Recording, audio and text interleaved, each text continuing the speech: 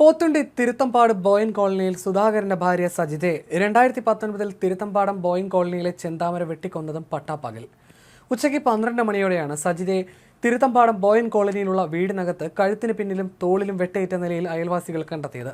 ആരാണ് കൊല നടത്തിയതെന്ന് ആർക്കും പിടികിട്ടിയില്ല. പരിസരത്തുള്ളവരെ കേന്ദ്രീകരിച്ച് നടത്തിയ അന്വേഷണമാണ് സജിതയുടെ അയൽവാസിയായ ചെന്താമരയിലേക്ക് പോലീസ് അന്വേഷണം എത്തിയത്. 2025 സജിതയുടെ ഭർത്താവിനെയും അമ്മയും വീട്ടിൽ കയറി ചെന്താമര വെട്ടിക്കൊല്ലുന്നതും അതേ ക്രൂര മനസ്സുമായിട്ടാണ്. സൈക്കോയായ ചെന്താമര വെട്ടുകത്തി ഉപയോഗിച്ചാണ് സജിതയെ വെട്ടിക്കൊന്നത്. ഇതേ രീതിയിൽ വീണ്ടും ഇരട്ടക്കൊലയും നടത്തി. സജിതയടക്കം 3 പേരെ കൊല്ലുമെന്ന് 2019 ചെന്താമര പറഞ്ഞിരുന്നു. ഇയാൾക്ക് ഭയങ്കര വ്യക്തിവൈരാഗ്യമാണെന്ന് നാട്ടുകാർ പറയുന്നു.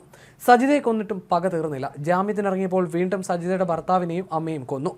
അന്നേ ആദ്യ ലിസ്റ്റിൽ 3 പേരുണ്ടായിരുന്നു. ബിന്ദു എന്ന അയൽവാസിയും കൊല്ലുമെന്നും പറഞ്ഞിരുന്നു.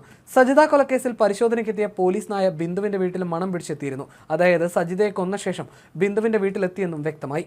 പുഷ്പ എന്ന സ്ത്രീയെയും കൊല്ലുമെന്ന് അന്ന് വീമ്പ് പറഞ്ഞിരുന്നു. ഇത് നാട്ടുകാർക്കെല്ലാം അറിയാം. അതുകൊണ്ടാണ് ചെന്താമര ജാമ്യത്തിലിറങ്ങിയപ്പോൾ നാട്ടിൽ ആശങ്ക കൂടിയത്. ജാമ്യത്തിലിറങ്ങിയ ശേഷവും ചിലതെല്ലാം ഇയാൾ പറഞ്ഞിരുന്നു.